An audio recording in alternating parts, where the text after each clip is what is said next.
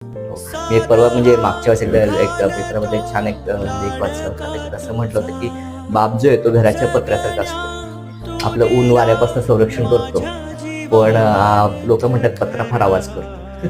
तर ते तसं आहे, म्हणजे माणूस असं आपल्याला किंमत कळत खरंच नाही. सुंदर झालं, खरंच. आपल्याला ते किंमत कळत नाही, पण तो माणूस गेल्यानंतर आपल्याला कळतं की नाही, उणीव एक भासते खूप. आणि क्षणाक्षणाला आपण- क्षणाक्षणाला प्रत्येक गोष्ट, अरे बाबाचं त्यांनी असं केलं असतं, तसं केलं असतं. त्यामुळे ती उणीव तर भासतेच. तो म्हणजे अचानक झाल्यामुळे तो थोडा स्ट्रगलिंग पिरियड होताच. आता कुठे आम्ही जॉबला लागल्यानंतर, ताई जॉबला लागल्यानंतर तो सेटल झालं.